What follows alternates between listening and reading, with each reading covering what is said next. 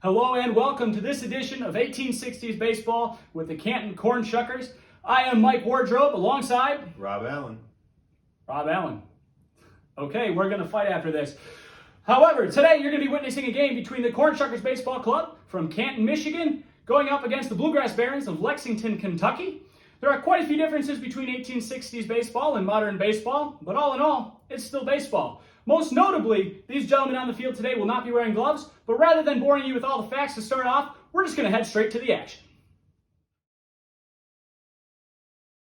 So here we are in the top of the first inning here at South Union Shaker Village down in Auburn, Kentucky. It's the southern part of Kentucky. Cornshuckers will be leading things off today just because they are the visiting team does not automatically mean that they will strike first. However, due to a coin flip, the Bluegrass Barons had won prior to the game. They decided that they would be taking the field. Up to bat first for the Cornshuckers is Rob Who Stoles coming in for his first at-bat. Who is that? That is Rob Who Stoles, who is correct. What? Yes, Okay. and one of the first things you may notice here is that balls and strikes are not being called by that umpire. But today they're playing by the rules of 1869, so balls and strikes were being called somewhat regularly, but due to the player umpiring this afternoon is actually Pops, a member of the Bluegrass Barons, and you can see there as Who popped out to right field with a long fly ball. Yeah, that was the leadoff guy. Yes, who it was. Up to the plate now steps Mike Marbles Feeney, the captain of the Canton Cornshuckers. Typically known a little bit for his speed, but looking at him right here, it doesn't really look like he might have the speed he had last year. Looks like a rough off season, at least 20, 30 pounds. Yeah, it was a solid 30, I can guarantee that. Well, let's see if he still has some wheels to him. That big leg kick and a very powerful swing, about 12 feet down the baseline. But he legs it out to first base. And as you can see there, that ball, it did stay fair. But however, by the 1860s rules, that ball, if it bounces fair and then heads foul, even before third base, it's still a fair ball. Wherever the ball hits first determines whether it's fair or foul. That doesn't seem fair at all. Up to the plate now is John Chalk Shim. Known for his speed, Chalk actually got his name from how quick he could run from home plate down to the first base sack. And that dust that kicked up from the chalk line was how he got his name. Is there any other theories on where he got his name? Another theory is that his skin is such a fair color that it almost matches the tip of his bat there, which was made by Who Bats. Who made the bat? Who did? Chalk with a pop-up to left field, brought in by the left fielder. Marbles might have came too far. Ball back to first, unable to be held by the first baseman, or else the Cornshuckers probably would have been doubled up there. As you can see, Marbles may have lost a step. Or two, or three. Yes, along with those pounds. Up to the plate now is Ryan Copperglazer, one of the tallest Cornshuckers. Got his name based on his red hair. One of the strongest bats in the lineup for the Cornshuckers today. A hard hit ground ball to third. Third baseman cleans it. Cleanly fields it, tosses over to first, and Marbles takes off to third. Apparently he hasn't gotten too slow as he rounds second, takes third, allowing Copper to advance to second to put two runners in scoring position with two outs here in the top of the first. Out to the plate is the Cornshuckers' wrong sider. That would be Meal Ticket Jones. As you can see, the infield shifting over. Meal Ticket with some first pitch swinging up the middle. Fielded cleanly by the shortstop over to first, and a nice one-handed grab brings it in to retire the side. As you can see there, the Cornshuckers gave some threat by putting two runners in scoring position. However, were not able to put any runs on the board that inning. I think they were distracted by their phones personally. It's a very young team. They don't have the focus. That they are. Well, let's head back to the action and see if the Barons can put anything up on the board. Today, the defensive positioning for the Cornshuckers has Teddy behind the plate. You got Adam Dirtbag Johnson over at first, Sure Thing at second, Marbles at short. Over at third base, they got Meal Ticket. In left field is Who, center field is Ace, right field is Chalk, and between the lines today for the Cornshuckers is the Muffin Man. Barons lead off with a ground ball to short. Marbles picks it up. Throws over to first. Brought in by Dirtbag Johnson. Dirtbag is actually a member of the Addison Mountain Stars. He's their captain out of Pennsylvania, but came all the way to Kentucky to assist the Cornshuckers on this event. That is quite a strange name though, huh? Dirtbag? I heard it's because he's a real dirtbag. I can attest to that. Now there's one out here in the bottom of the first inning. Barron's at the plate, trying to get something going. As you can see there, Teddy's weak arm not making the ball back to the Muffin Man. Muffin's arm looking maybe a little out of shape form, out of mid-season form, as he's coming a little shy of the plate on several of these pitches. There's a swing and a miss for strike one. As stated before, balls and strikes aren't really being called much in this game. However, a swinging strike is still a strike, and it does require 3 of them to record an out. And there is a foul ball off out of frame down the first base line. And although those swinging strikes do count as strikes, foul balls do not. So the batter at the plate here still just has 1 strike on him. We require 2 more swings and misses to require a strikeout. Something to watch for too. Muffin Man is on a 750 pitch limit tonight. Trying to just get him back into it. It's early in the season still. Absolutely. That guy has an arm of steel. I think he's pitched more innings than anybody else, probably in vintage baseball. Agreed. At least 1,000 over the last 5 years. Yeah, over the last 5 or 6 years, he's pushing 1,000 innings, which is unheard of. I mean, this guy should be in the majors, but once you see him play a little bit more, you'll probably disagree with that statement. Cornshuckers here still with 1 out. The batter keeps fighting him off, making Teddy do some work back there. As you can see by the flags in the bottom right-hand corner of the screen, the wind is blowing out to left field just a little bit. Had a nice gloomy day for baseball here, but the temperatures were pretty nice. It's not really noticeable here on the camera, but the grass was rather long and rather wet, which makes it rather difficult to field that ball, huh? Absolutely. The ball's also a rock. Yes, extremely hard. And that was an extremely hard hit ball into the right center gap. As you can see, both outfielders give chase, but to no avail. And as you can see, they're running a little hesitant out there in right field. And that's because where you see that dirt out there, those are actually crops. So you're getting some really hilly terrain that those guys are running on, making it extremely difficult to field the ball. And as you can notice as well, we're not playing on a well-groomed diamond here. Back in the 1860s, they would just play on whatever field they had available, and this one happened to be at South Union Shaker Village down in Auburn, Kentucky. Now the Barons here got a runner on second with just 1 out, and that's Smiles at the plate. He's also a member of the Elkton Eclipse out on the East Coast. Hits a long ball into left center. As you see the outfielders give chase, this is going to be trouble for the Cornshuckers. Smiles is pulling into second, the runner rounding third, and is going to cross the plate. I'll put the first tally on the board, and the Barons will score their first run of the game to take the lead 1-0 over the Cornshuckers.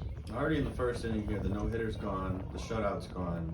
Things are looking really tough for the Muffin Man here. They absolutely are. He's had some good events and good outings in the past, but this is not shaping up to be a good one with 1 run against them already in the first inning. You know, some say it's the defense, others say he's just a truly dominant pitcher. Maybe it's a little bit of both. I don't know if he's a truly dominant pitcher, but that very well may be the case. As you see here, the striker just watching a few pitches go by. Not quite to his liking. Muffin's job is to deliver a hittable pitch. While there is definitely some strategy behind it, he wants to throw a hittable pitch, and that he did. Another deep ball into the left center gap. And the runner is diving and into second base safely, tallying another run for the Bluegrass Barons. And that is 3 doubles in a row for the Barons here in the bottom of the first inning.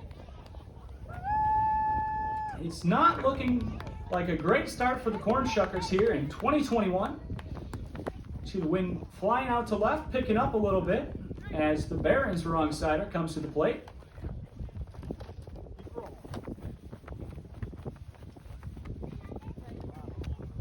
Striker swinging across the plate there to show Muffin Man where he would like the pitch directed. Muffin throwing him just a bit inside here.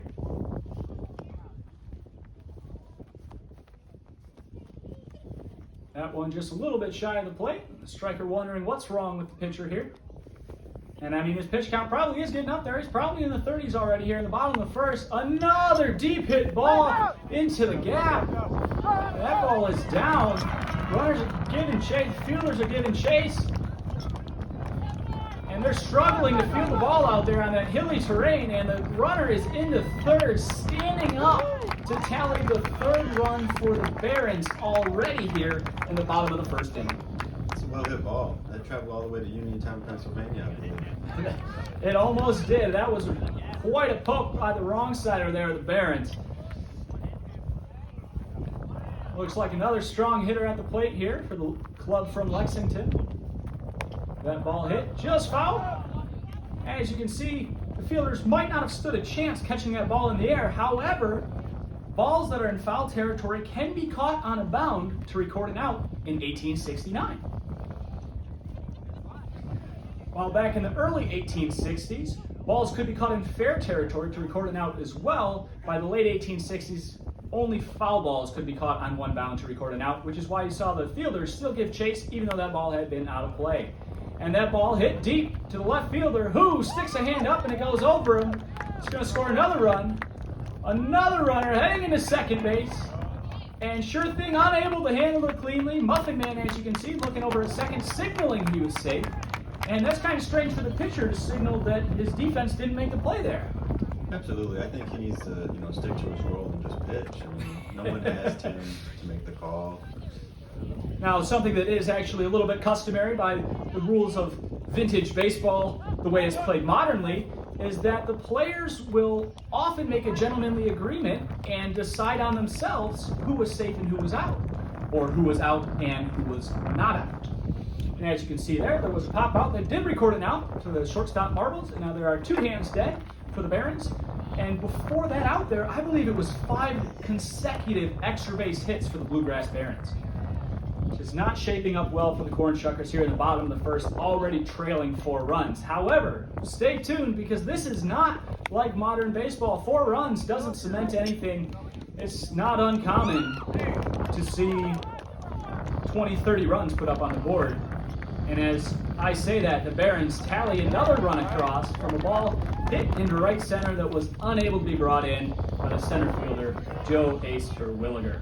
I don't want to underestimate the Cornshuckers' ability to completely melt down defensively. I think this could escalate quickly to 15-20 here in the first inning.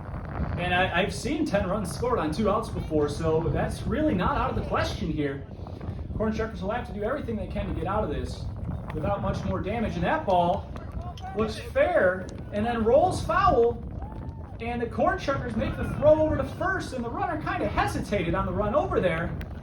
However, that play there was one of those examples of a fair foul where the ball happened to land in fair territory first and then happened to roll foul. The Cornshuckers were still able to make a play on that and record the third out. It's a great play by the Muffin Man. He's just taking matters into his own hands here. He can't rely on the defense. He's just going to get the outs himself. Which is not a bad call, considering the Cornshuckers gave up as many runs as they did there in that first inning. But with that being said, as a player on the field, on those fair fouls, you never want to give up on that play, because even if it is a foul ball, there's no harm in picking it up and throwing it over to first. And as you can see there, the runner might have had a little bit of hesitation, which ended up costing him an out. Now the Cornshuckers are going to head to the field, or head to the plate, and see if they can put some more runs up on the board to compete with the Barons. Up to the plate now for the Cornshuckers will be their hurler, the Muffin Man, as you can tell by his unique stance at the plate.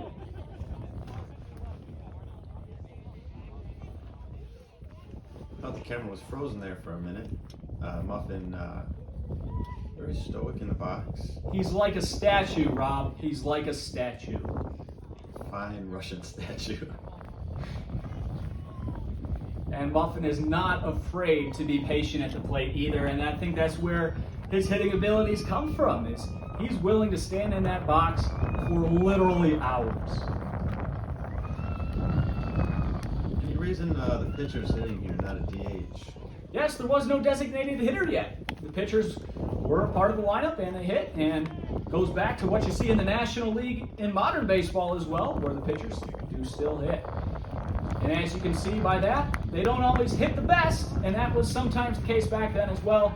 as Muffin Man hits a ground ball to the left side of the infield, which records the first out for the Cornshuckers.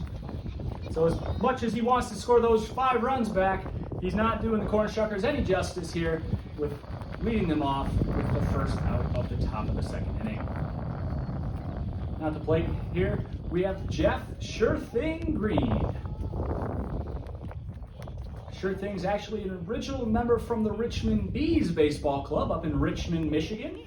A couple of the Cornshuckers got an opportunity to play with him up there, and Sure Thing was a great fit for the club and ended up joining the Cornshuckers full time. As you can see there, he has a hard hit ball down the left field line that is ruled foul. As you can see there, the catcher might have thought that went fair.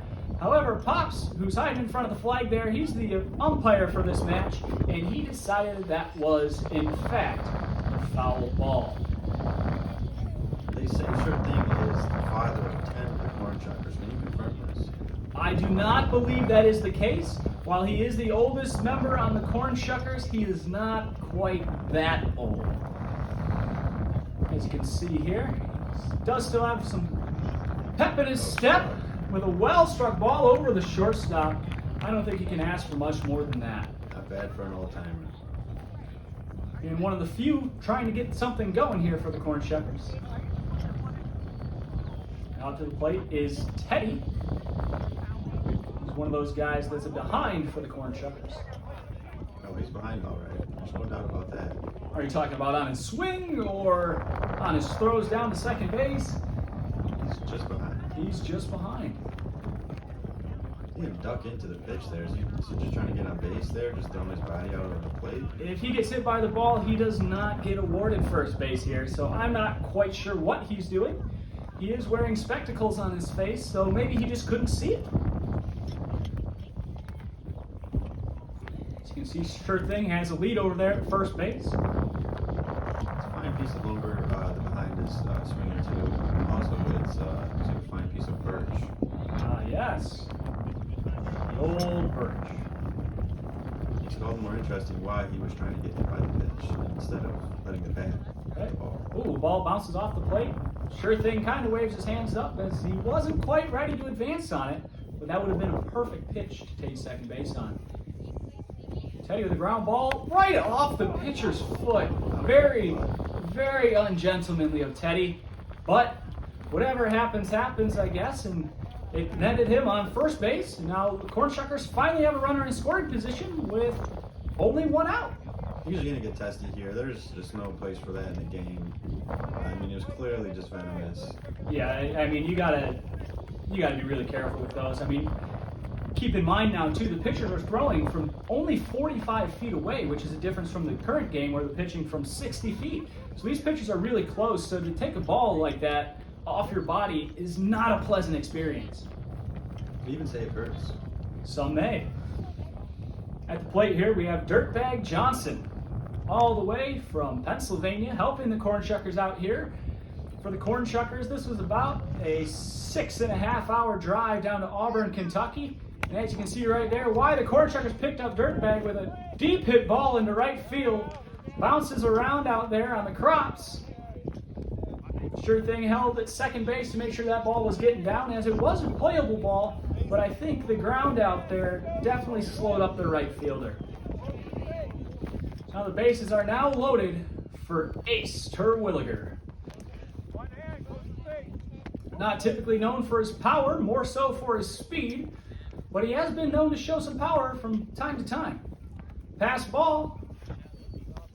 Sure Thing gives a look, but not deep enough to score the run. Just 1 out here for the Cornshuckers, and keep in mind here, there's no infield fly. Rob, do you know why there was no infield fly yet? I do not. Please elaborate. In 1869, it just had not been invented yet. While this game is typically played by gentlemanly behavior, it would be possible for a pop-up to the shortstop to just be knocked down for a double play. However, Ace hits a ground ball to the shortstop. They make the tag on Teddy to record the second out, but the Cornshuckers are finally able to put their first run across the plate to get on the board. It's a tough play there, running into the out. Yes, absolutely. Maybe make that throw. Yeah, you think you would, or, at least try and slow down to avoid the double play, but I guess with the speed that Teddy was running at, there's not much to slow down. Absolutely. Fine play by the shortstop. Got Who back up at the plate. Cornshuckers have turned their lineup over now. It's getting a second at bat already here in the second inning. See if we can do a little bit more with this one. The ball hit up the middle over the shortstop. Dirtbag around in third, gives it a look, and on a throw off to second, he will advance. First baseman picks it up, fakes the throw over to third, but Who is not fooled. And the Cornshuckers tally their second ace as they try and climb back into this game. Still trailing 3 runs here with 2 outs in the top of the second. And up to the plate again is the captain, Mike Marbles Feeney. You know, a couple of years ago, he might have been thinking home run here, but with the extra weight he's added on, I don't know if that's the case. First and third here is a good stealing situation. Runner on first, definitely be looking for a muffed ball here, trying to get his way over to second, possibly even draw a throw. Absolutely. Marbles there with the foul ball. And as you can see, today the stealing isn't very active. By 1869, stealing was a big part of the game. However, these two clubs had agreed upon stealing only on what is considered a muff, which is a ball that is not fielded cleanly by the catcher. So you may see a few restrictions on running here today, but just keep in mind, back in the day, that is not actually how it played. They played unrestricted stealing the way they do today. Truly a disgrace. This representation is just insulting to the game. Depending on who you're asking, they may think so. But the two captains did agree upon this prior to the start of the game. And for you guys, the spectators, I do believe that some sort of limitations on the stealing does create a better viewing experience. Marbles with that giant leg kick and a hit out the center field deep and brought in by the center fielder to end the inning. And as you can see there, Marbles still does have a little bit of pop in his bat with the extra pounds added on, but wasn't quite enough to put any more runs on the board for the Cornshuckers. Could have used an extra 20 pounds there, I think. Get it over the center fielder's head. Yeah, an extra 10 feet, and I think it might have got somewhere.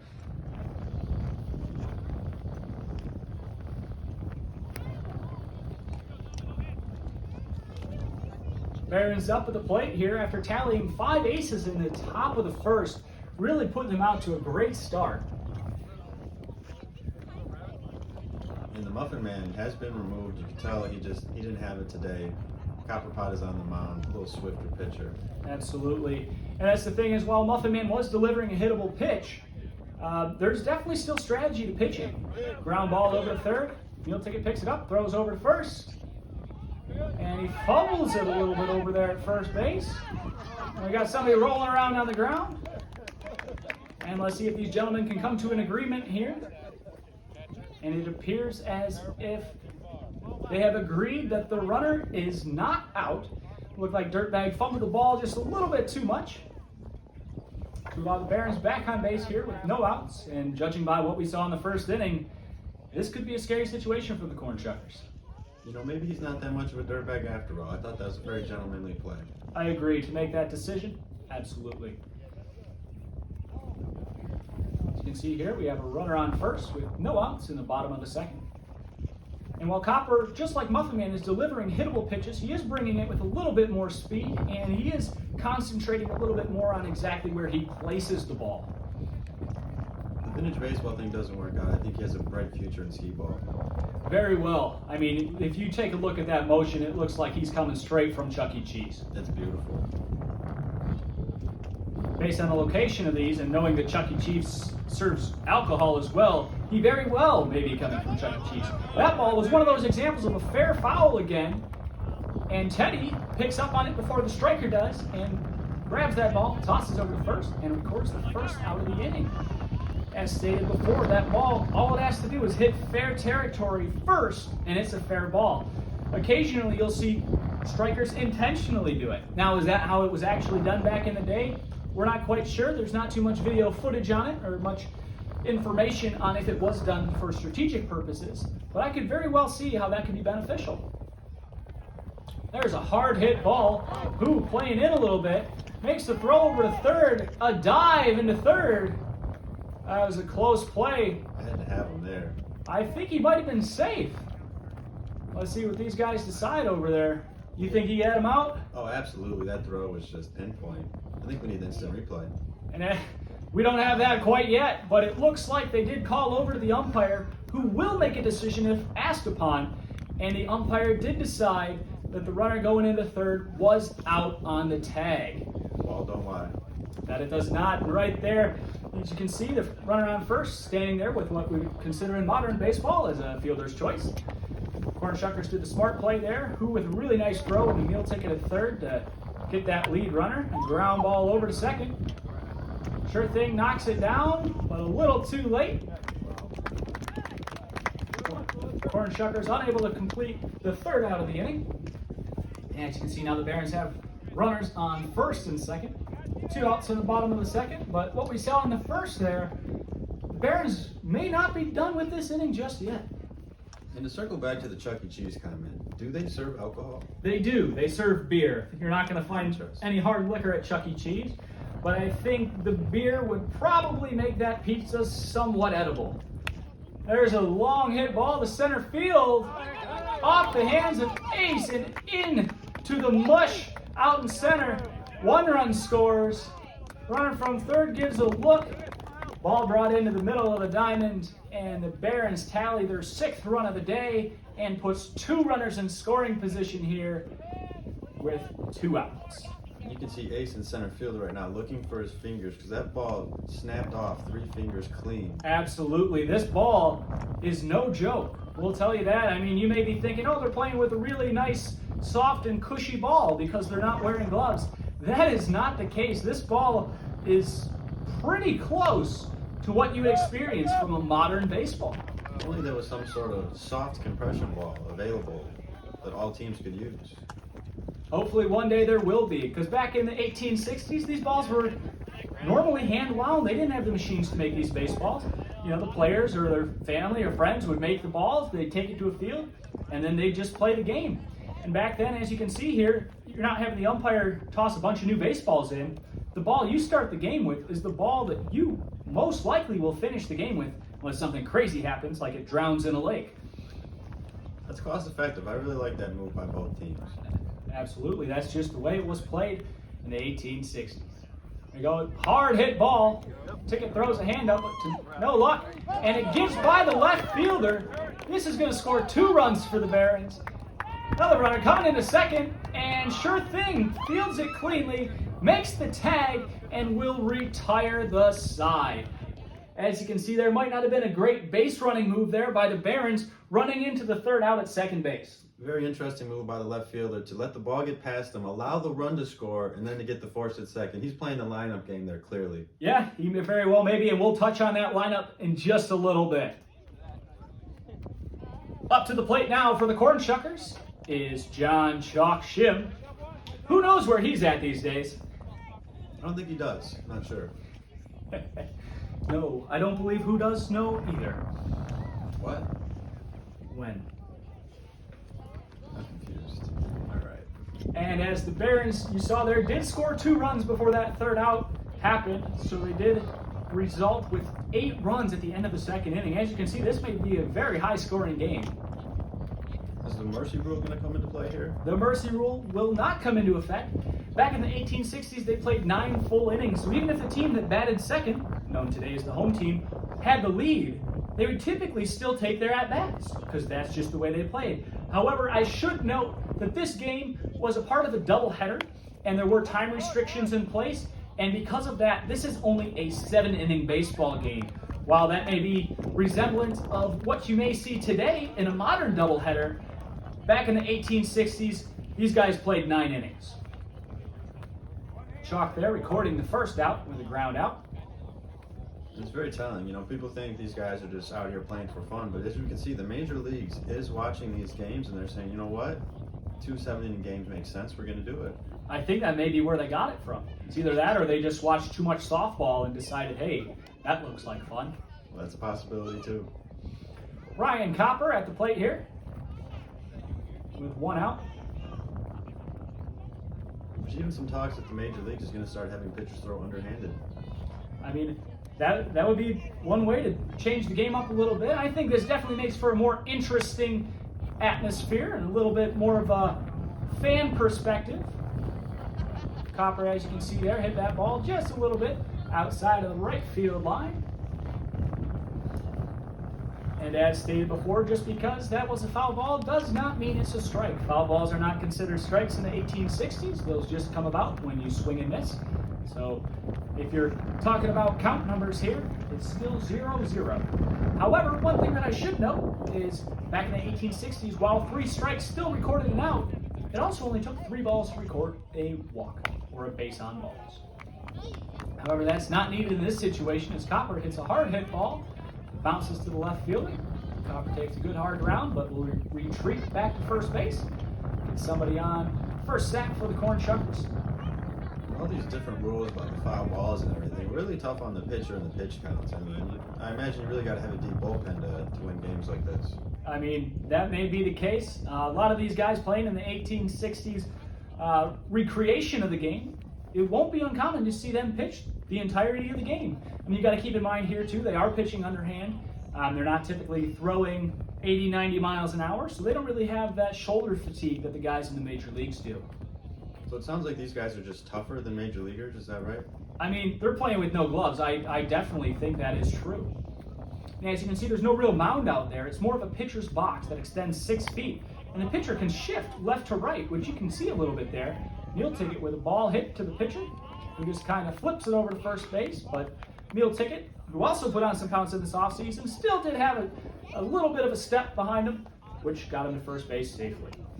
You don't see too many pitchers moving around in the box like they can. It's a very interesting thing. Right. I'm just curious if some pitchers may not be aware that they can do that.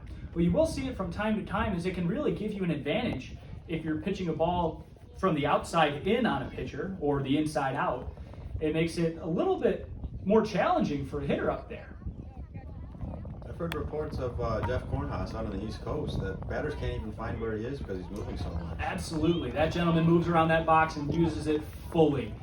And a nice hit ball by Muffin Man with the throwing error on the play will score Copper to make the Cornshuckers just a hair closer to that 8 runs that the Barons have tracked up there on the scoreboard.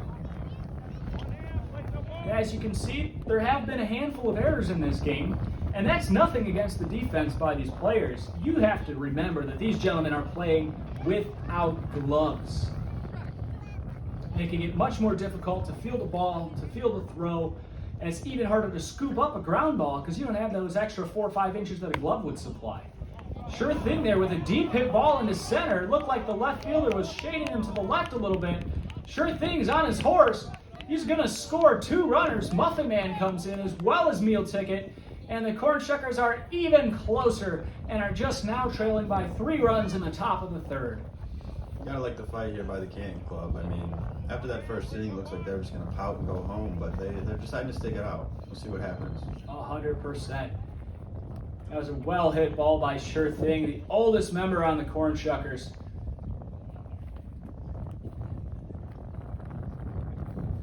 Now we have Teddy at the plate here. Squatting down for that ball. I don't know if he was going to swing at it. I don't really know what the purpose of that would have been. I think he still thinks he's a fielder. That he may. He was in a great position behind that ball. Teddy, not the swiftest runner and not the strongest bat on the Cornshuckers either. What has one of the strongest bats? He does, being Birch, man. That is a very quality bat. I wonder where he got it. That is a good question. Who knows? I bet he does. Another pitch, just a little bit short and outside for Teddy. Teddy gives a look. Hard hit ball to the shortstop. Knocked down by the shortstop. Teddy running over, throws it. Oh! Teddy just got plunked in the head, and he is down. Oh, wow. Man, that was a hard-thrown ball. And at this point of the game, it's been waterlogged. Oh, boy, that's really rough. That's tough. I mean, if you're Teddy on that play, you want to not get hit by the ball in the face. So that's just tough all around. Any runner, I mean, that's an extremely dangerous play. And as you can see here, the first baseman, had he had a glove, he probably would have been able to stop that ball from hitting Teddy in the head. But hopefully Teddy's okay here. I mean, I'm not a betting man, but if I was, I'd probably put money on this wasn't the only time Teddy got pegged in Kentucky. No comment. And Marbles takes over for him on first base. Runners on first and second here with one out in the top of the third inning as the Cornshuckers try and battle back. You like to see Teddy using his head there. You just hope he's going to be all right. Absolutely. One thing he does have is baseball smarts. He is a very intelligent player, and hopefully that didn't knock anything out of him. Dirtbag there with another hard hit ball right through the infield, right through the third baseman's hands to load the bases for none other than Ace Terwilliger. Stepping up for the second time today with the bases loaded. Last time hit a ground ball to short, in which Teddy was forced out.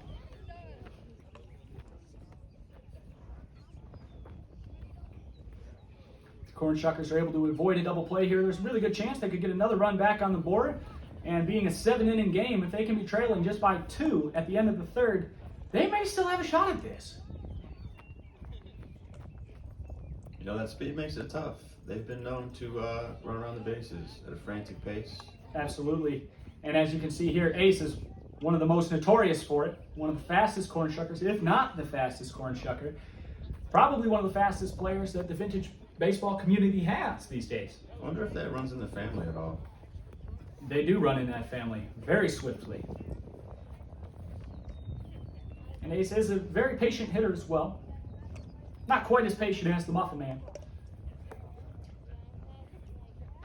That ball bounces right off the plate, just a little bit short for Ace's liking. Got a slight breeze out to left field.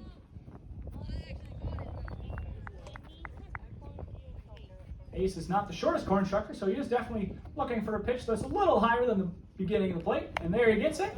Another ground ball to the left side of the infield. Marbles runs over third.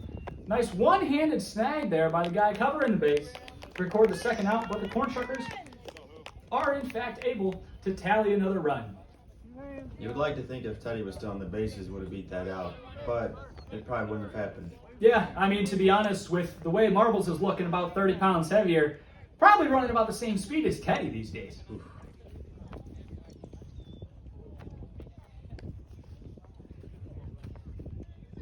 Now we have Who back up at the plate.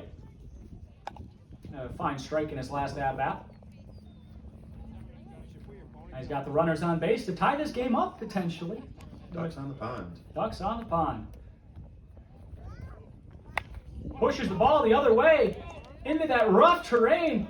That's going to be a difficult ball to field. One run scores.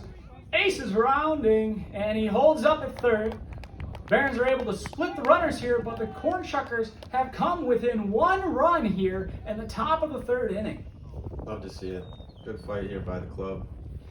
And now it's all on Marbles here to put this game at a level playing field as he tries to tally the score up to 8-8.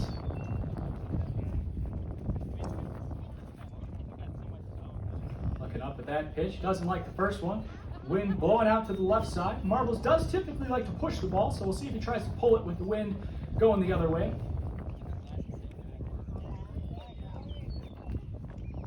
And then on a muff here, or a non-clean felled ball, the runner could advance, but that ball to the right side is going to score him. Who rounding second, heading into third, and on the throw to third, Marbles advances a second.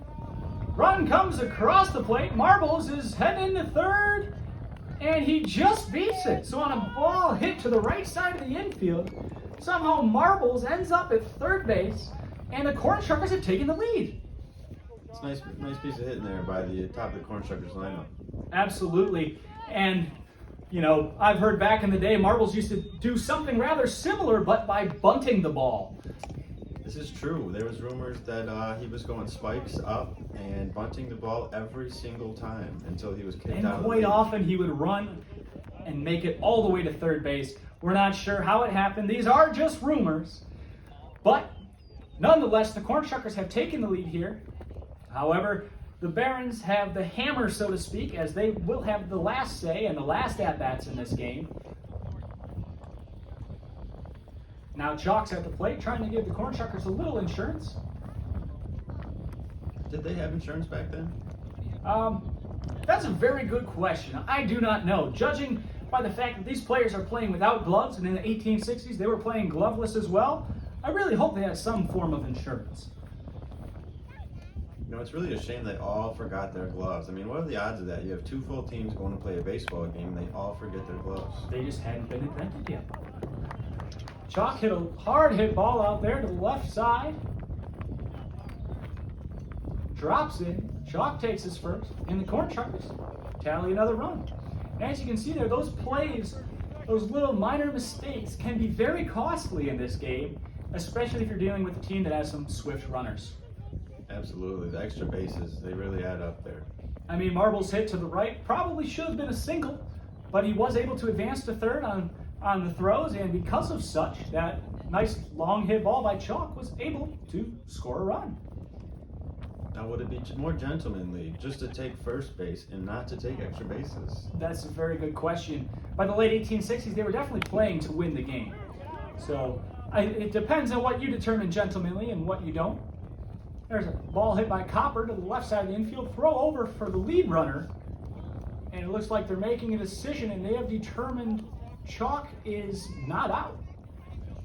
Which, judging by the replay footage here, I think they might have had him personally, but that is just my opinion. I'm not the arbiter of this match, so that is not my call. If they can determine the call on the field, all the better. Now Emil took a step to the plate for the Cornshuckers here. Big, strong left-hander. As you can see, the Barons have shifted over, knowing that Emil Tickett's power is at the plate. Swinging an interesting piece of lumber there. Looks like it has some sort of design on it. Some sort of American flag. Yeah, I believe so. It resembles that of the American flag. Not sure if that's dating back to the 13 colonies or if it's more of a modern flag there. Not sure. You'd have to ask whoever made it. And, I mean, surely he would know, I would think. Probably, most likely. But I respect the patriotism of the red, white, and blue on the stick either way. So he watches a couple pitches go by. His patience coming in key here. There's a hard hit ball. You can watch that thing fly out to the right fielder. Drops down. Cornshuckers rounding the bases. Chalk showing off that speed there, crossing the plate. And it's 11 runs for the Cornshuckers now, with the Barons at 8. And the Cornshuckers are having quite a bit of a rally here with 2 outs in the top of the third. Absolutely. Things are really escalating quickly here for the Cornshuckers. Now the Muffin Man is at the plate. I wonder if when he hangs it up with the Cornshuckers, they will make a statue of him the way he stands at the plate. I heard there's rumors of the gazebo at Heritage Park, actually. That would be a fantastic location for it. With this nice little yellow pocket flag blowing in the breeze. Another interesting thing about the Muffin Man is he does not actually live on Drury Lane, as previously reported. Rumors say he might even live on Warren Road. Yes, I can confirm that is fact.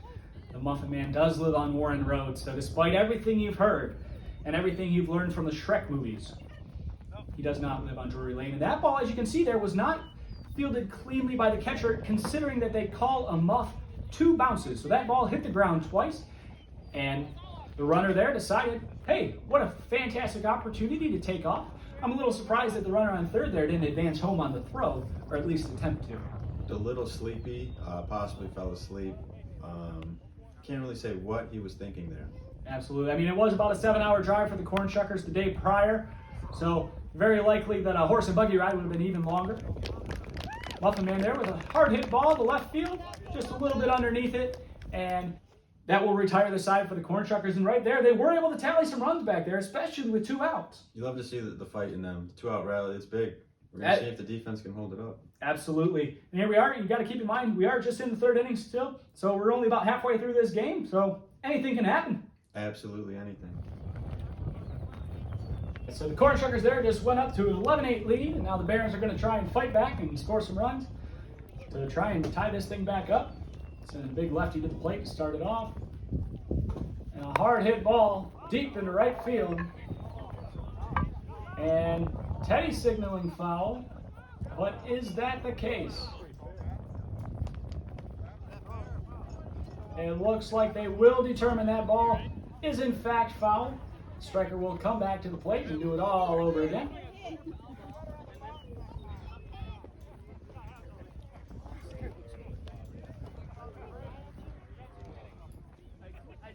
No outs here in the bottom of the third for the Barons. As you can see, one lone car passing by. Very rare to see any cars out there at South Union Shaker Village. A truly historic kind of feel to it. Yanks that one foul. As you can see, the Cornshuckers shifting over a little bit. Gonna try and watch that first base line.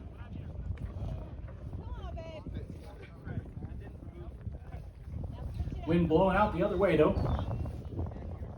Just slightly.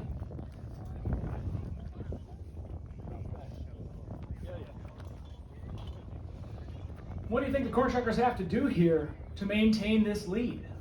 Well, I think they need to get out and give up few runs because, you know, if they can put up more runs than the Barons, I really like their chances to come out on top.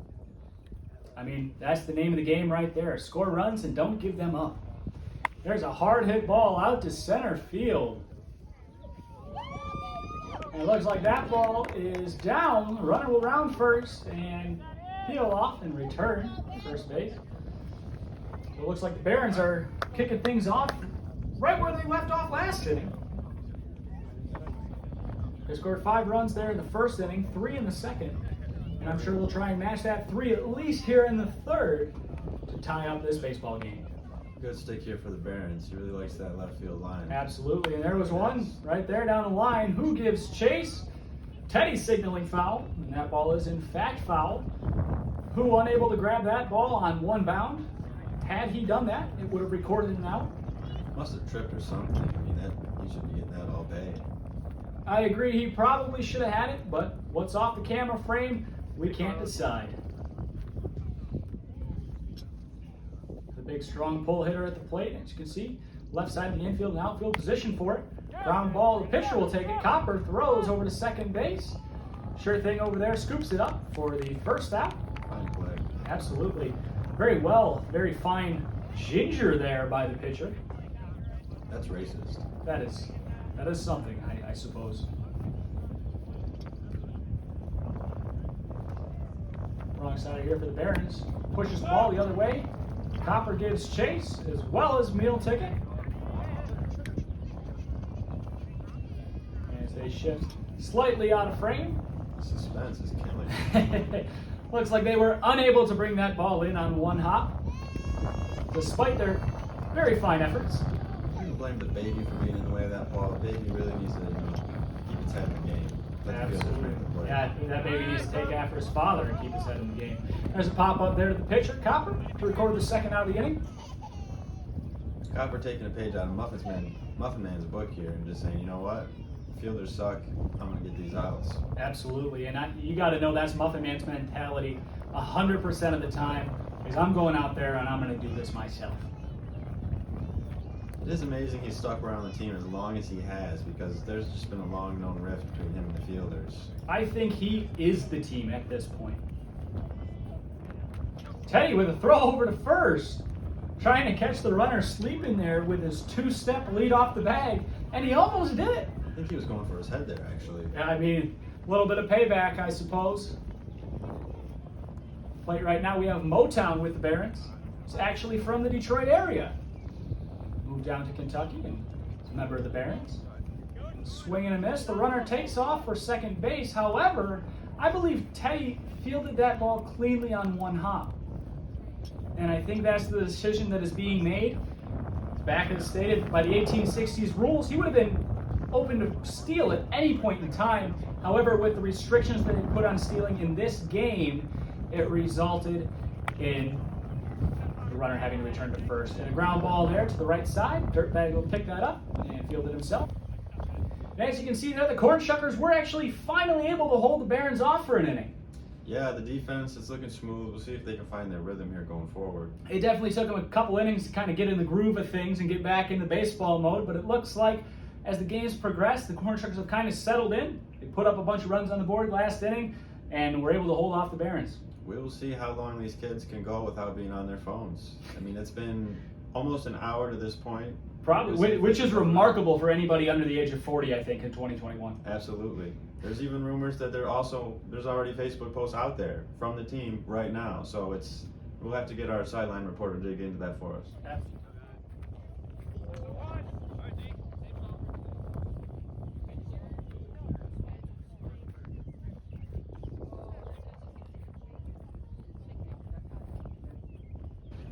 And here we are back at the game, and I believe that's Sure Thing at the plate right now. Doesn't look like the oldest Cornshucker, but he is. Even changed his last name to the team colors, which you gotta love the admiration, the courage, just the passion behind it. Absolutely. Sure Thing green. It's a ground ball there to the right side of the infield that's picked up, thrown over to record the first out of the fourth inning. While Cornshuckers, I'm sure, would hope to have an inning like the last. We'll see if that can come true or not. Got Teddy at the plate now. He has recovered from getting smashed in the head with a baseball on his last attempt at first base, which he did get to successfully. I will give him props. He did crawl back into that base pretty well. Ground ball here to the shortstop. Watch out! Oh boy. Nice clean throw over to first. I'm sure Teddy was sweating a little bit there. And as I suggested earlier, I don't think that was the only time he might have got pegged in Kentucky. We almost saw it again live on camera. I did see some possible lip-to-lip there. I can't confirm. It was close. Yeah, it was very gentlemanly. I think Teddy was just saying, thank you for not letting me get another concussion in the same day. Dirtbag at the plate, swinging that big piece of lumber around. Well, you would like to see Teddy kind of put his head into that there and, get on base. I mean, that's why he's a 2017 batting champ leader. That is true. Dirtbag there with a long, deep hit ball to left center. That thing, I think, is still going. Dirtbag hustling, huffing and puffing, chugs into second base, standing up. And he puts a runner in scoring position for the Cornshuckers here with 2 outs in the fourth inning. They don't call him the Canadian tuxedo for nothing. They call him the Canadian tuxedo? Yes. Very interesting. I've said too much. Up to the plate now is Ace, one of the swiftest runners in the game of vintage baseball. Wait, I thought that was Shaggy. However, this is in fact Ace. Some of you may not know that Ace does in fact have a twin brother who used to play with the Cornshuckers who goes by the name of Shaggy. So you're telling me that Ace is the one on the team currently? Ace is currently on the team. I think that's Joe, but it could be John. Why their parents named them with a 1-letter difference, I have no idea. I think the only thing that would make it more confusing is if there was a Jim in the family. What if I told you there was? That would blow my mind.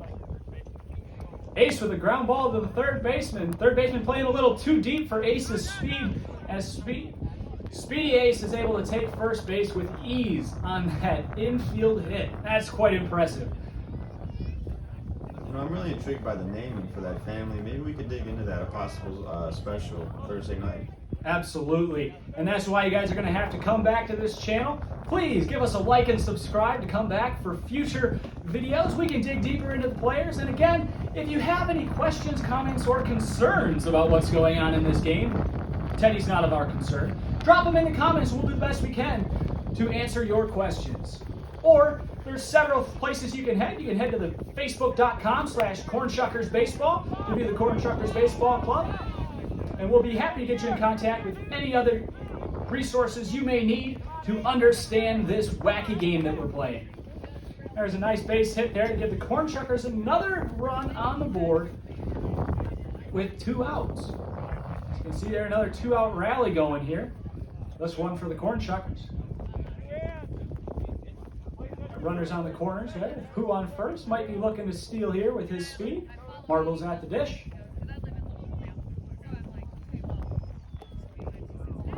Cornshuckers with that 1 run after holding the Barons there in the bottom of the third. I think that may become a key pivotal moment in this game, was being able to hold the Barons there to 0 runs in the bottom of the third.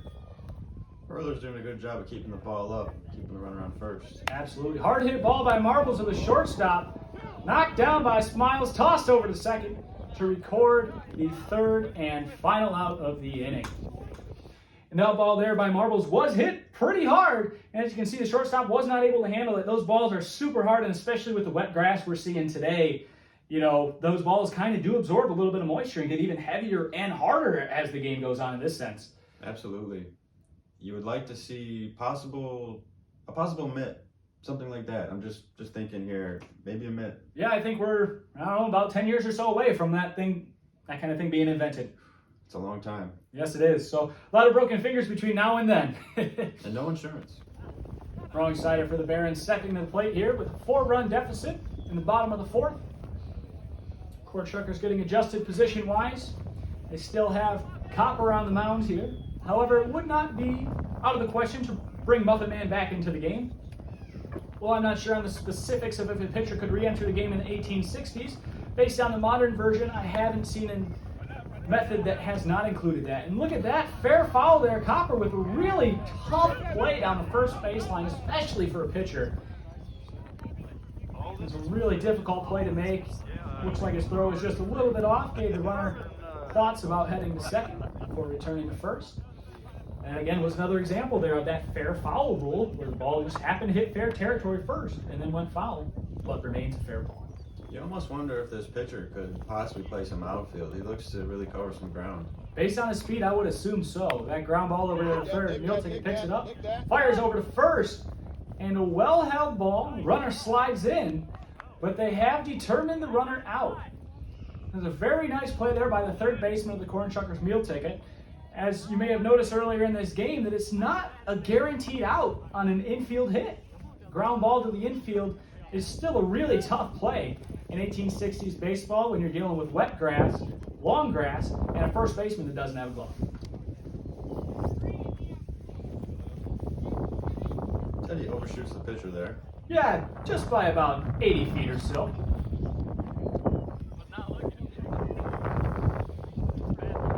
Barons curler up to bat, and a nice line drive to left field, brought in by the left fielder who throws to second base. And the runner was able to get back into second base just in the nick of time to keep the inning alive for the Barons. We got 2 outs now in the bottom of the fourth inning, and the Barons haven't scored, and they've recorded 6 outs since the last time they've scored. So Cornshuckers here hoping to shut them down again now that they've got the lead. We're approaching a little past the halfway point here in this 7-inning match.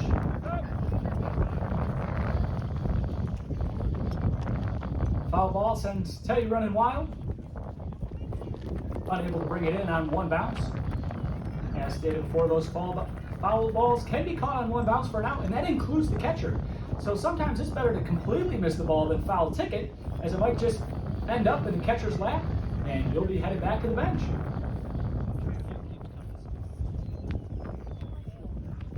Now 2 outs here. Batter being rather patient, making Copper work.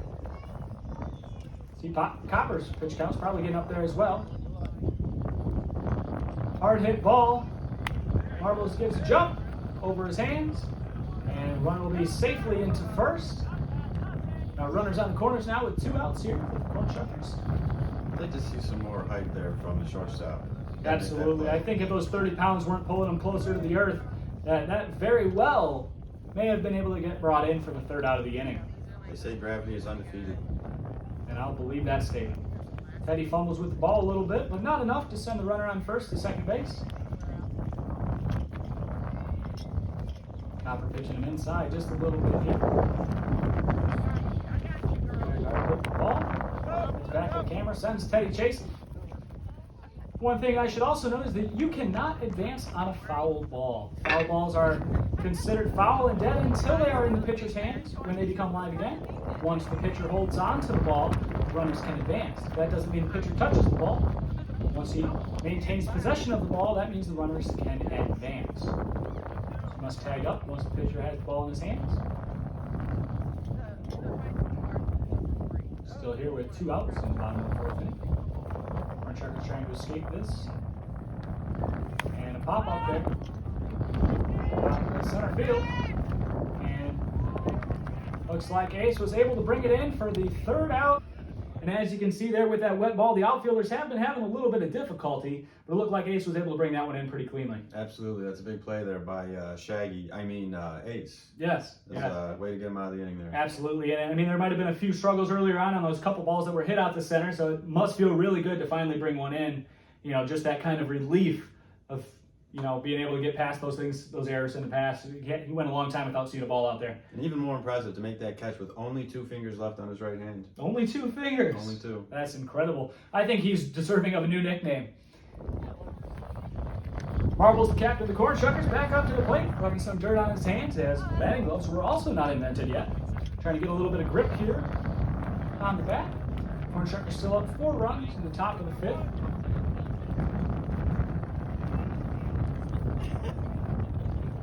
Marbles gives that a look. Maybe trying to take after Muffin Man and Ace a little bit here and become a little bit more patient.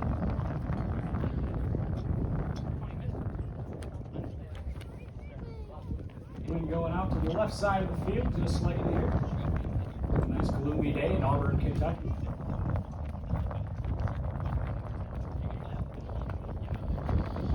Pitch delivered. Looked pretty good to me, but as there's no balls and strikes being called, I can understand a hitter wanting to be a little bit more patient up there and wait for their perfect pitch. And that right there was not a perfect pitch. Marbles just kind of shakes that one off. Pitch count definitely getting up there. Marbles looked like he was about to take that one, just like GameStop, straight to the moon, but unable to. He was anchoring up with that ball. Not sure what's going on with the striker here. It doesn't appear to want to swing.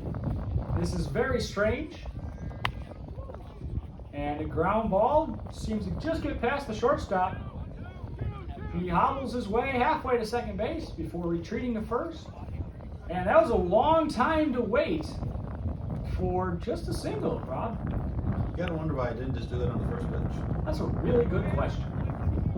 If I could go back to then, I would ask him. Chuck now at the plate. He's notorious for hitting into double plays. We'll see if he can avoid one here with no outs required. And there's a ball that's muffed by the catcher. Marbles takes off and advances to second, knowing that Chalk is a double play master at the plate. You gotta avoid that as much as possible, and Marbles had that heads up to advance at the first chance he was given. There's even been rumors that Chalk is actually being paid off by the other team. I believe it. I've seen his house, and it's way too big for one person. I don't know where he got all the money from. Chalk with a pop up there to the infield. It looks like it landed fair, just inside the fair line before going foul. So it's another instance of the fair foul. We're seeing that come into play quite a bit here today. I think it's a little more than normal, I would say. But maybe it has something to do with how wet the ball is in the backspin they're getting behind. And again, it just doesn't seem fair at all. You really got to wonder if they're going to try to rewrite the rules after this one. And eventually we know that they do. But up until that point, those fair fouls were still part of the game. Whether it be for strategy or not. They did? They already did it? They did by 2021. Yes, the ball must cross first or third. And that was a blast by Copper past the left fielder. Cornshuckers running all the way around the bases here. Marbles will score. Chalk's right behind him, and Copper is in standing up with a double. And the Cornshuckers put 2 more on the board to lead 14-8 in the top of the 5th. The Canton Club is pulling away here. They've found their groove defensively, putting on some runs, building a little cushion. Absolutely. Sometimes it just takes an inning or two to really shut them down to get things going, and it seems like that's what it took. The Cornshuckers struggled a little bit there in the first 3 innings of this game, but it seemed to really settle down in the field.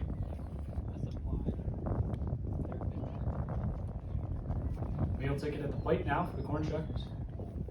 And he hits a blast of his own out to right field. Copper making sure that gets down. The fielder probably would have had that if he wasn't running on hills. Ticket into second base. Copper around in third gives it a look, but holds up as the ball reaches the infield. Now the Cornshuckers have 2 runners in scoring position here with no outs. And Muffin Man stepping to the plate.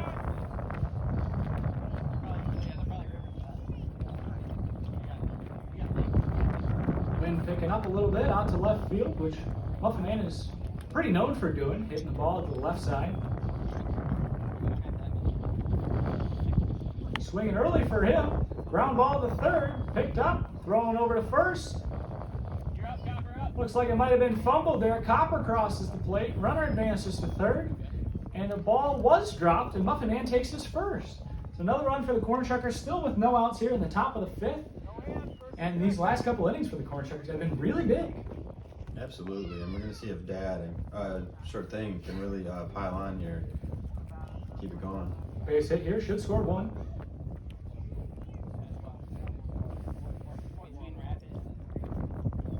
With a hard hit ball between the third baseman and shortstop, a little too much on it for the shortstop to give it a good shot.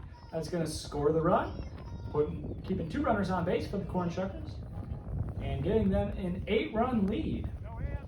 Not a very gentlemanly play there. I mean, you would have liked to seen him ground it out right to a fielder, but you know, it's neither here nor there. We have to agree to disagree there, because I think the best way to play this game is to the best of your ability at all times.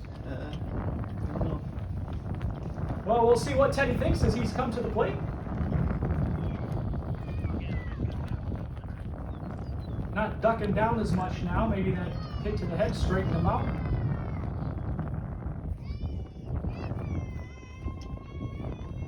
Still have no outs here. Teddy with a pop-up in foul territory. Catcher able to bring it in on the fly for the first out of the inning. Looks like he forgot to drop the bat there on his way to first. It's an interesting move. Yeah, very interesting. I thought for a second he might be swinging again and had the catcher trying to field the ball and taking out Motown there. You gotta wonder if that was a self-defense move. I mean, we know Teddy holds a grudge, and after getting pegged again in the third inning, you know, who knows what he's going to do. You gotta protect yourself. Absolutely. I don't know if carrying the bat down the first baseline is the right idea. Looked like a scene out of the bench warmers. Plate down as we got Dirtbag. With a hard hit ball up the middle. Shortstop over to second base, flips, throws, and he's able to hang onto the ball for a really nice double play for the Bluegrass Barons. That was a fantastic double play. I mean, I don't think there's much more you could ask for if you're the Barons at that point to get you out of that inning. Absolutely not. They made the play they needed to make there. Even more surprising, it was not Chalk who Yeah. makes the double play. Yeah, he's the king of double plays, but I guess Dirtbag picking up where Chalk has left off in the past and recording those double plays for the Cornshuckers. That's a great teammate. They can. Barons here trailing by 8 runs, bottom of the 5th inning. Cornshuckers have kept their defensive positioning rather the same. First pitch swinging up the middle. Looks like it was off of Sure Thing's hands. Unable to bring that in. That was a fantastic effort by the Cornshuckers. Copper put his hands up, just missed it. It looked like Sure Thing was able to knock it down, but not quite bring it in. You know, he's got to want it more. It just comes down to that. I mean, I'm starting to debate if he's even a Sure Thing anymore. That's well said. Well said. Teddy muffs the ball there, but the runner does not attempt to advance. Teddy probably with a little bit of blurred vision going on, so if I was the runner on base there, I'd definitely be trying to advance on his arm.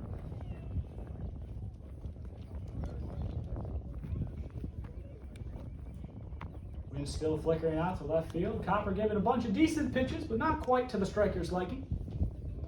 There's a hit up. Looks like Teddy gives chase. He slides and rolls and brings it in. Well, That guy is on his back more than anybody I've ever met. stop, drop, and roll. Yeah, he looks like a turtle out there. Just absolutely flawless. They call him Donatello. Donatello. That makes sense. But fantastic play nonetheless to record the first out. Big lefty up here with the ball hit hard right down the line. And it is going to remain fair as the runners cycle the bases. The runner from first is rounding third. He's coming home. And he'll be up safely. That's the 9th run on the board for the Barons on a very well-hit ball down the right field line to tally another ace. And you see Teddy high-fiving the runner as he scored there. Some might say that's a gentlemanly play. Others might say he's being paid off. He's rooting for the other team. That's something as well. But then again, you got to remember he got hit in the head pretty dang hard. So who really knows what's going on in his mind right now? You can see him wiping the tears from his eyes right now. I think they're just trying to throw us off the scent, thinking, oh, he got hit in the head. Surely he's not working with the Barons. But, I mean, stranger things have happened, especially with this club. Absolutely. Barons here starting to fight back. As we've stated before, that there's no amount of runs in this game that is considered too safe. I mean, it's not uncommon for a team to put up 10, 11, 12 runs in an inning. And there's a hard hit ball to the left side, little underneath it. Meal Ticket able to bring it in for the second out of the inning.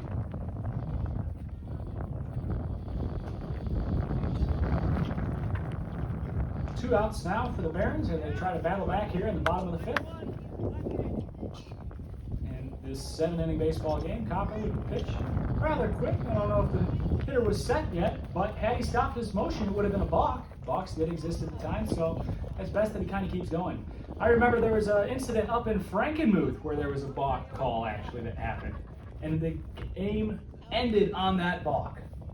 You don't say. Yes, I believe it had something to do with the silverback gorilla. There's a ground ball over to short, thrown over to first, and that will do it for the Cornshuckers to record the third out of the inning.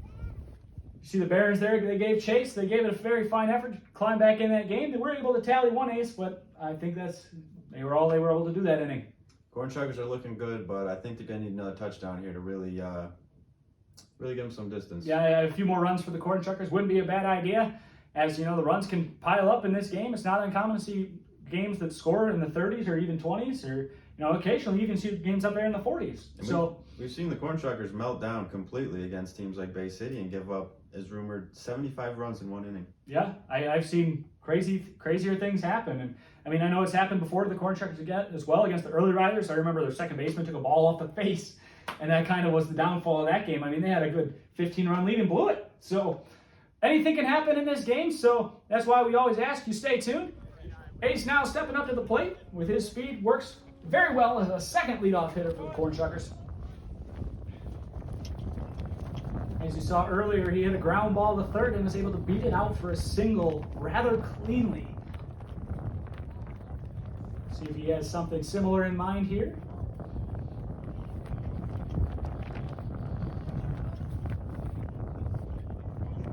As we've said before, Ace is a patient hitter. Joe, John / Jim, really patient at the plate. Absolutely. There's a ball hit, a little bit the other way, a little underneath it. Nice can of corn there for the second baseman. Record the first out. See what you did there? And now we see who stepping at the plate. Still don't know his name yet after 6 innings. It's who? Do we have a lineup card? Yes, we do. I'll grab that for you at the commercial break. That ball pitched a little short. See the wind dying down a little bit here. Still heading out to left field, and that's where who's going to place the ball. Left fielder comes in on it, and he is able to make the grab to record the second out of the inning. Very gentlemanly there by the left fielder to pop up to the other left fielder. You really like to see that sort of sportsmanship. Absolutely. Apparently, who just loves left field. This is true. We got a 16-9 game here in the top of the sixth. Bringing Marbles to the plate with 2 outs.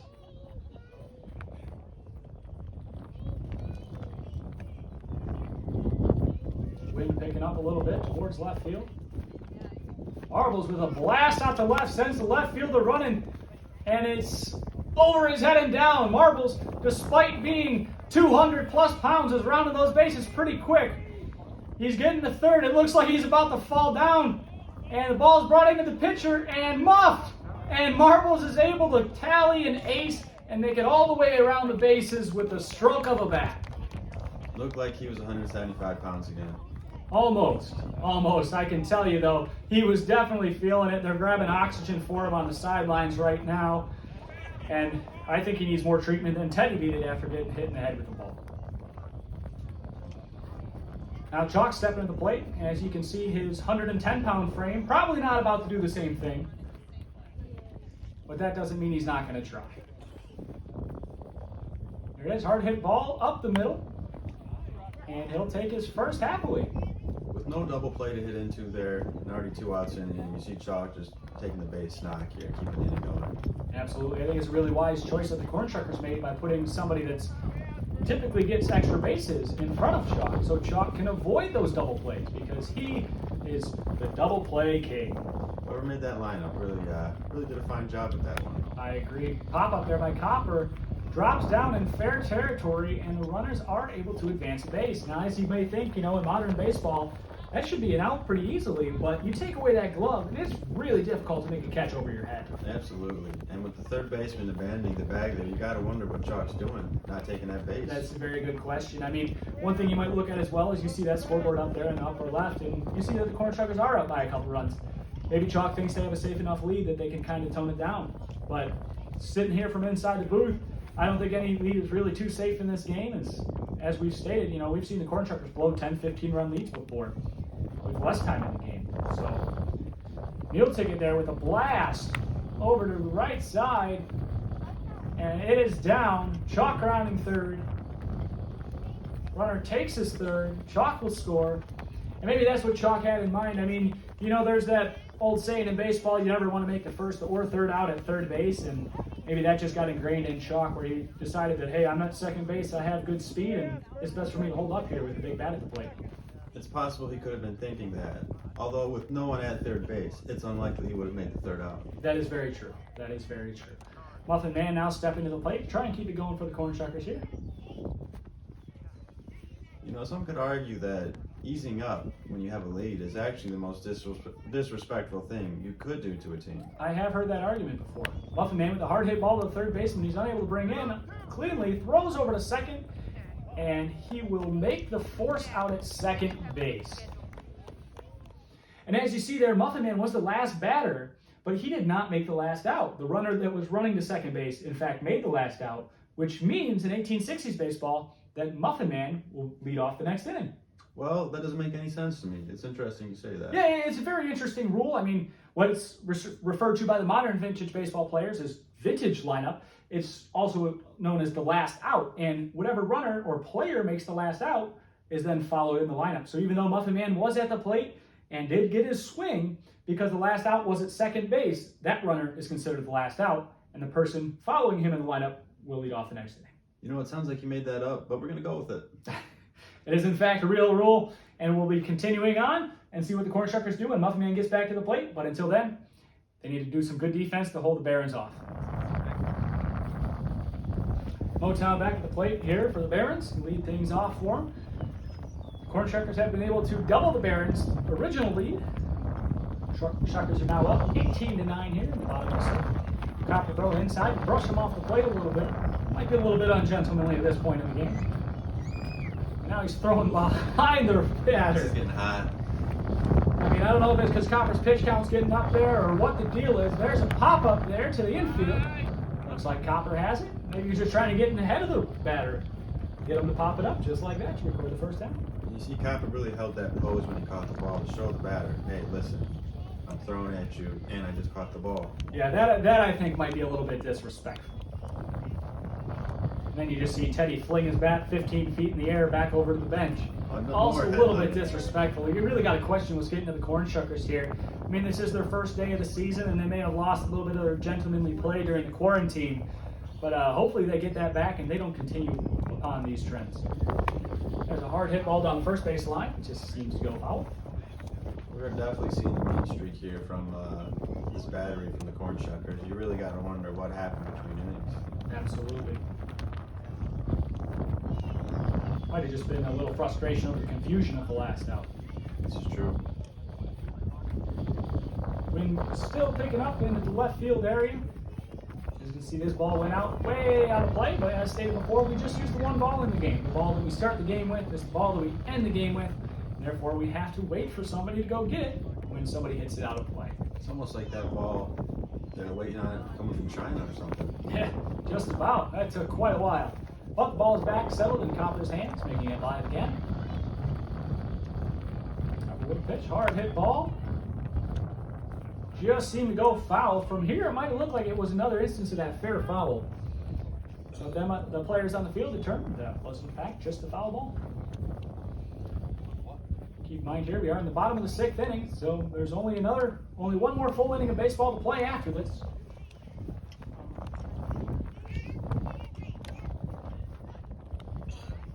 Copper's pitch count's got to be getting up there, and you think it might have a little bit of effect on his arm as his pitch count rises, as he does pitch rather swiftly. You know, he's coming off of ACL surgery last off season. You know, really trying to increase his speed, and it's working. But you got to wonder about the durability of that arm. I feel like there's something always wrong with Copper. He stretches for 2 hours before every game, and he's still always hurt. It's probably because he tries to make plays like that right there, in which he was unsuccessful. Had he pulled that off, that would have been a Sports Center top 10 highlight. But the throw just a little bit offline, allowing the runner to take first base. Copper said, "Who's the second baseman?" "No, I'm the second baseman now." Very selfish player out there. Probably the worst teammate I have ever seen. As you can see now with his frustration, he's picking up the pacing a little bit, picking up the speed. There's a ball. Looks like it might have hit the plate there. If it hits the plate, the front half of the plate is in fair territory, but the back half of the plate is in foul territory. So that ball, if it did catch the backside of the plate, that would be considered a foul ball. There's a pop up there. Looks like to the second baseman. Copper calls him off and then bobbles the ball. They pick it up and will just tag the runner, who is forced to go to second base for the second half of the inning. As you can see there, Copper, again, being very selfish, really trying to take the plays away from his infielders. He clearly has zero faith in them whatsoever. Really looking to get those reps on the fly balls. I mean, you love to see, you know, someone wanting to get into work like that, but you got to wonder if during the game is the best time to do it. Exactly. There's ground ball to short. No play over at second base. Makes the throw to first, and he is able to make the throw and make the catch. So there you go. You see some fine hurling from Copper there. Still able to hold off the bearings, and that's exactly what the Cornshuckers need to do. Is they just need to hold them off at this point, being a 7-inning game. I'm wondering if the second baseman does not come out next inning for the Cornshuckers and Copper just takes it. I mean, I've seen teams play without a second baseman before, and I think the Cornshuckers have done it before and done fairly well. So it wouldn't surprise me if Copper just says, "Hey, buddy, sit this one out. I got this." Would he bat twice in the lineup in that situation? I don't know. If he would, I think that would definitely benefit the Cornshuckers the way he's been hitting this day. Something to look into. And here we're back here with the Cornshuckers at the plate for the final time here in the top of the 7th inning. Muffin Man leading us off due to that weird thing that we refer to as the last out. Not to be confused with left out. No. However, Muffin typically is left out. I'm not sure if it's due to his age.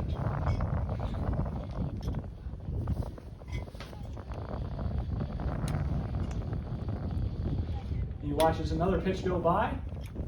I think he's watching that car go by right now. And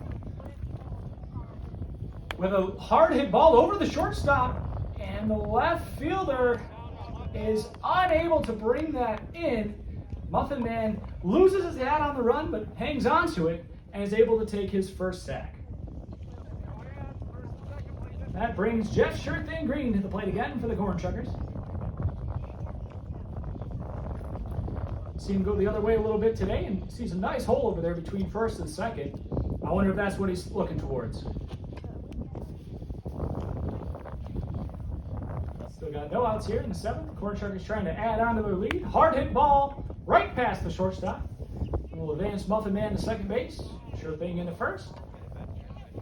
Cornshuckers really trying to add another run or two just to be safe here. They do still only have to make 3 outs to complete this match, being just a 7-inning game. As stated before, in the 1860s, those matches were all 9 full innings, but due to time constraints, and this day being a doubleheader for both clubs, they did decide that this would just be a 7-inning match. Looks like Canton is trying to get into field goal range here just to, put a couple extra points on the board. Absolutely. Teddy now at the plate.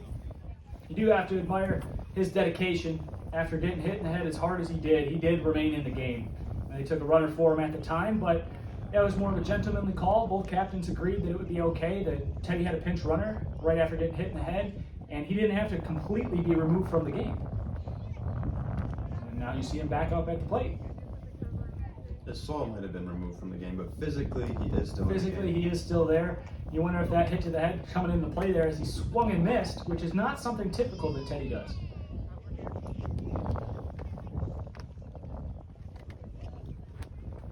It's just a couple feet short of the dish. Teddy decides to lay off that one. Gives a nice hard hit to the shortstop, who knocks it down but sneaks past him. Throw over to third, and it gets by him. The runners hold tight though. Muffin Man not risking it at this point, considering the lead, doesn't want to give up any additional outs. And it's worth mentioning too, Teddy wasn't mic'd up for this game, but the hit to the face actually took out the mic, which thank goodness for all the viewers at home that nobody can hear what he's saying. Absolutely, he is not somebody that we should ever give a microphone to. Dirtbag there with the ground ball to the short, flipped over, Teddy forced it second, throws over to first, and it looks like they did another double play on Dirtbag. He's picking up right where he left off his last at-bat there with a double play. Fine defensive work there by the Barons. Yes, it was a fantastic play defensively by the middle infield and a well-held ball over at first. You might think, though, after this game, the Cornshuckers might send Dirtbag straight back to Pennsylvania. This brings Ace Terwilliger to the plate now with 2 outs. The Cornshuckers have been able to tack on 1 additional run with a second additional run standing over there at third. Ace with a hard hit ball, and it is down into the gap, and the Cornshuckers will tally their 20th run of the game. Ace stands on first base as we sit with 2 outs here in the top of the 7th. This flips the lineup over. Who is now up to bat? Barron's catcher signaling that there are 2 outs, in fact, or 2 hands dead, as some players refer to it as. Hard hit ball to the shortstop on the ground, picked up, slid over, and despite Ace's speed, that will end the inning. Either the Cornshuckers did tack on a couple more runs. Do you think that's going to be enough for them? Absolutely not. Absolutely not? Okay. I mean, it's about an 11-run lead. I mean, we've seen crazier things happen in vintage baseball. And if you stay tuned and keep watching our other games, I'm sure you will as well. But with the Cornshuckers going into the inning, do you think they have to change anything here going into the bottom of the 7th or bottom of the last inning here? I think they're going to have to sit Marbles. I mean, he's gassed from running around the bases, so I think he'll be sitting this inning. And I think they want to try to give up less than 10 runs here. Yeah, absolutely. I mean, they'd be safe with 10. I believe they got an 11-run lead. It's 20-9 here heading into the bottom of the 7th. All right, Barron's back up to that. Looks like Marbles may still remain at shortstop. He may still have a little bit left in the tank. He's a warrior. Really tough in this one out. And they have decided to keep Copper on, I should say on the mound, but I mean in the box as well. Hard hit ball out to who? And it is over his head. The Barons leading things off with a nice stand-up double. I mean, that ball was probably 300 feet. Looks like who might have been thinking about what was going on for dinner after this one. Disappointing to see that. I'm sure he's probably thinking about that trophy we have here sitting at our broadcaster booth here. This was a match that was for a trophy. This was called the Battle in the South. And the winner of the match here would receive the trophy. And there's another instance of the fair foul. Teddy picks it up, fakes the throw over to first, makes the throw back to second, and airmails the ball into center field, but the runner stays put. You really have to wonder what Teddy's thinking there. Yeah, with the 11-run lead, you got to just take the outs here. We got 3 outs to work with, 11 runs. Yeah, it's a pretty good ratio, pretty good opportunity for the Cornshuckers to just make 3 outs and get out of it. And hopefully that one mistake there doesn't come back to bite them. That play could go down as history. We are dealing with the Battle in the South Cup here, and I believe there's a bottle of bourbon that comes along with it for whichever club wins. They say the Cornshuckers don't play unless a trophy's involved. Is that true? I don't believe that is true, but I know the Cornshuckers do prefer to play as much baseball as possible, and that typically results in tournament and festival play. In trophies. Occasionally, the nice shiny trophy as well. Up to the plate here, it looks like Smiles, the shortstop for the Barons.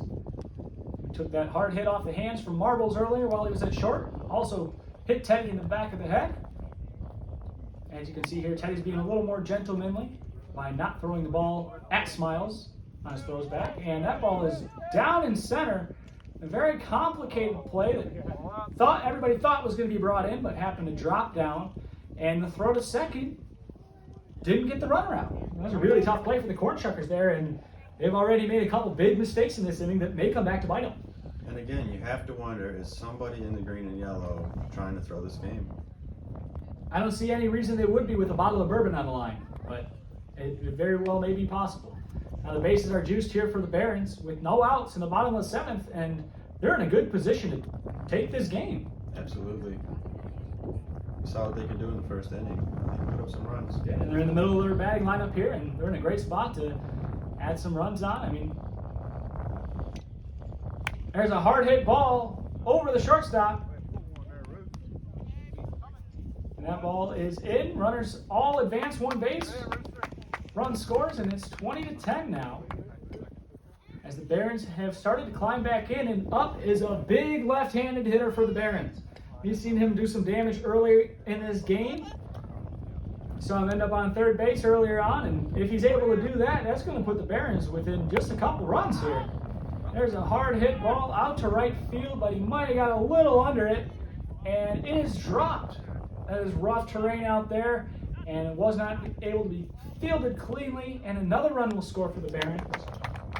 You got to wonder if you think they should have pushed the second runner there or not.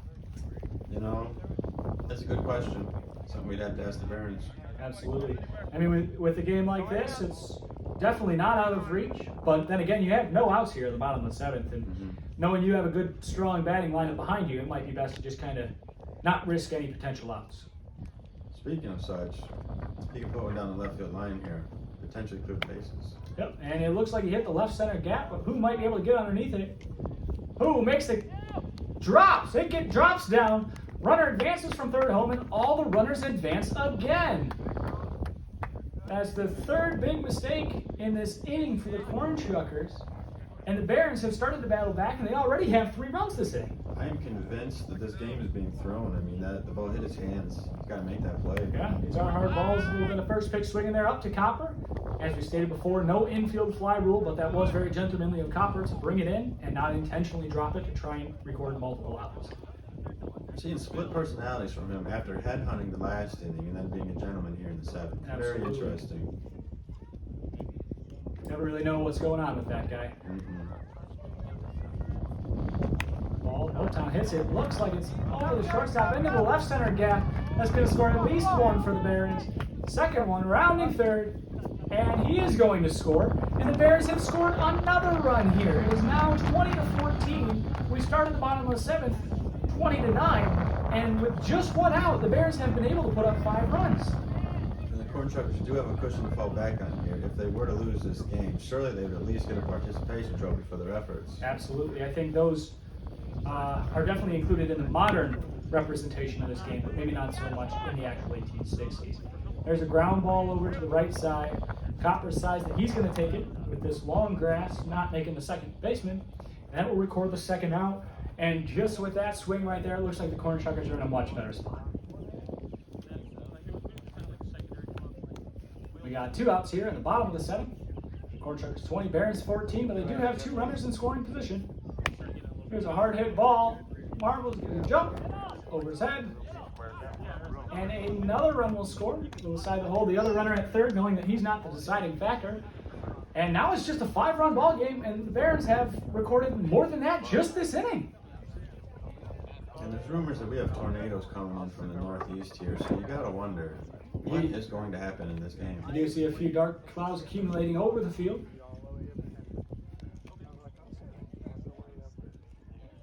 Got the tying run now in the hole for the Barons, which is not something you'd expect when the game's 20-9 going into the bottom of the last inning, but here we are. There's a softly hit ball. Copper will field it, throws over to first, and he will hang on. And that is the game. Final score, Cornshuckers 20, Barons 15. So with that all being said, it looks like the Cornshuckers have been able to take home the Battle in the South trophy. What else we got to say on the topic? Well, you know, they really did make the plays they needed to make. And it was a tight game. I really think the difference was they scored about 5 more runs than the other team. That is exactly what the difference was. It was a very finely contested matchup. This was the first time the Cornshuckers and Barons had ever got a chance to play each other, and hopefully we get to see more matches like that in the future because I thought that was absolutely fantastic. Absolutely. It's almost as if they played a doubleheader that day. Yeah, almost. Now, if you guys like vintage baseball or have more curiosities about the game, please feel free to like and subscribe. Any questions you have, feel free to drop them in the comments or head on over to Facebook, facebook.com/cornshuckersbaseball. Also on Instagram, @cornshuckersbaseball. Thank you guys for watching, and we hope to see you again soon.